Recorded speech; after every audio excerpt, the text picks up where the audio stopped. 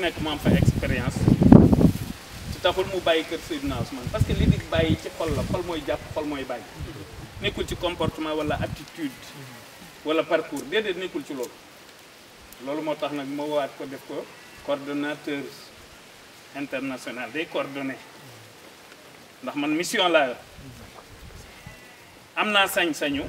di ko coordonné loo fee yi nga xamante ni bii structure bu nekk la ñuy def ak la ñuy liggéey la ñuy œuvrer waaw la cay njariñ ak la cay yokk ak la cay moyen mu ma koy settantalal di ma ko leeral am déet borom daaru ci rafetal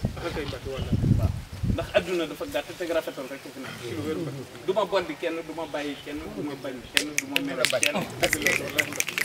rassembleur la mais ci biir loolu itam dama koy teg ci ngor ak dëgg bu dee ci cadre borom daaru lii ngor ak dëgg nekk gi nekk jëwriñ général du faveur du privilège boo xam ne man maa koy incarné du loolu dafa jëf loolu noori de rek ma jëf dafa jëf man hamila salihan fali nafsi jëf nag xanaa daa bokkut ak wax loo xam ne visiblement kenn mënu ko wedd loolu yi sama bàyyi kay doy na waaye bu jëfee boole général le coordinateur général vient renouveler son allégeance pour jëwriñ général lii tax ma def ko modeste lii tax ma def ko lii tax muy jubóog xale yi ak tawaat do la ko tedd ki waxam sa turandoo ni ko Thierno sama mbóot ceew laa ko denc waaye bul wane sa daraja ndax bëggaluma la noonu bëgguma say mbokk noonu xoolal li mu def xam na ne dina ma neex mais xam na ne looloo war itam waaye daf ko def dans la modestie waaw nul n'est parfait wa xuliqal insaanu da'ifa yàlla moo nu bind ci faiblesse waaw ay noonu ci Thierno lan bokk te dafa am lu ko magam wax sangam wax sëriñam wax ne ko rummi tawaadu'an li kay nasiha wàcceel sa bopp toroxlul sa bopp waaw fa leen borom daaru mi ni muy def fu mu fekk mbokkam yi même bu ci gënee rafet oto itam maanaam toujours day wàcc boppam bu ca gën a li la yàlla defal da nga koy wane foo nekk ak di xoggale ko kenn du ko def ça ne se fait pas waaw baayam fii da daan génn ñu koy indil basang mu ni déedéet ndéem fii laay mujj daal di sonu ci suuf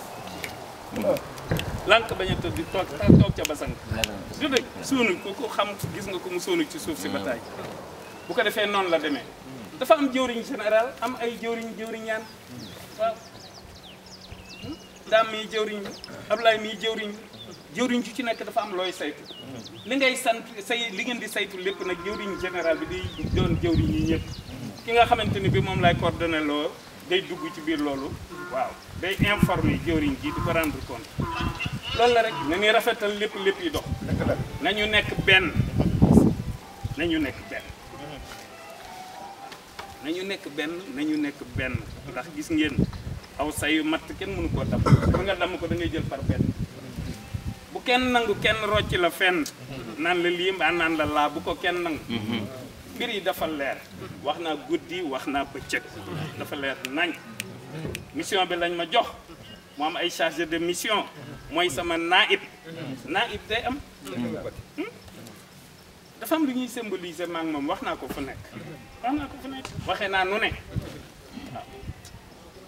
dama ci gàddoonte yet wi dama koy def muy jërëjëfe Serigne Touba mooy ni ngeen doon wax léegi du dëkk nee naa ko bu ca kanamee bu takkusaane bu ñëwee accompagne ma dem ziare sëñ bi ñoom ñu soog a wëlbatiku nag ñëw fii bu ñu ñëwee fii nag soog a sol costume yi soog a ñëw kër Noreyni bu ko defee nag foofu la aromage waaw léegi ñoom nii lañu war a ñëwee kër gi ñu ànd ak ñun yóbbu ñu ci baatu laa ilaha illallah ñoom ca ëtt ba la ñuy yem ñun ñu ziare sëñ bi bu ñu ziare sëñ bi moment bi ñuy ziare sëñ bi